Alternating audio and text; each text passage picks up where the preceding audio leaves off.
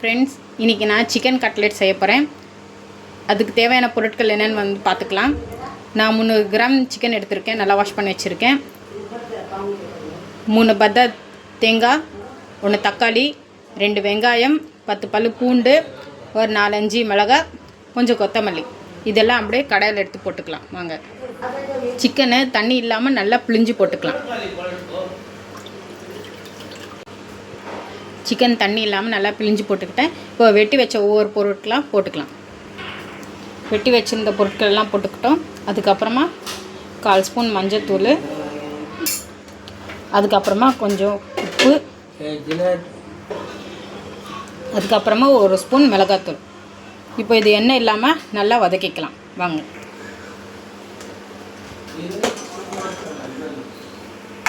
நல்லா மிக்ஸ் பண்ணிக்கலாம். போட்டு வச்ச பொருட்கள், சிக்கன் எல்லாம் நல்லா மிக்ஸ் பண்ணி விட்டுடலாம்.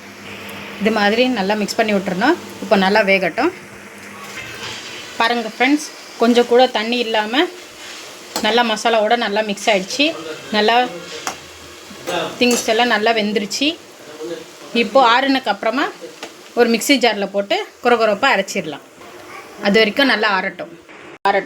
அது வரைக்கும் நான் 300 கிராமுக்கு 100 கிராம் உடச்சக்கல்லை எடுத்துருக்கேன். அது பவுடராக நல்லா மிக்சியில் போட்டு அரைச்சிடலாம். வறுக்கடையை நல்லா பவுட்ரு பண்ணி வச்சுட்டேன். இப்போ அந்த மசாலாவை மிக்ஸி ஜாரில் போட்டு அரைச்சிடலாம். இது மாதிரி நல்லா அரைச்சிக்கணும். இது ஒரு பவுலில் மாற்றிடலாம். மசாலா ஒரு பவுலில் மாற்றிட்டோம். இதில் கொஞ்சம் chicken masala 1 spoon, 1/4 spoon garam masala, உப்பு உங்களுக்கு எவ்வளோ தேவையோ அந்த அளவு போட்டுக்கலாம். கொஞ்சம் உப்பு சேர்த்துடலாம். இப்போ நாங்கள் அரைச்சி வச்ச இந்த பவுடரையும் கொஞ்சம் கொஞ்சமாக சேர்த்து மிக்ஸ் பண்ணிக்கலாம். இது மாதிரி கொஞ்சம் கொஞ்சமாக போட்டு நல்லா மிக்ஸ் பண்ணிக்கலாம். எங்களுக்கு எவ்வளோ திக்னஸ் வேணுமோ அவ்வளோ அளவு போட்டு மிக்ஸ் பண்ணிக்கலாம். மசாலாவை இது மாதிரி நல்லா மிக்ஸ் பண்ணிக்கிட்டோம்.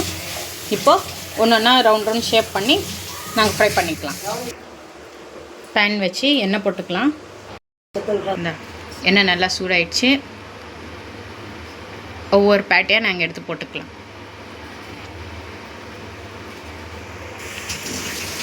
இது மாதிரி ஒவ்வொரு பேட்டையாக போட்டுக்கலாம். இப்போ நல்லா ஃப்ரை ஆகட்டும். மெதுவாக ஒன்று ஒன்றா திருப்பி விட்டுக்கலாம்.